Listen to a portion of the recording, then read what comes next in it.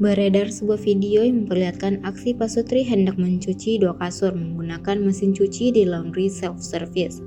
Video aksi pasangan tersebut diunggah akun Instagram @terang_media dan viral di media sosial.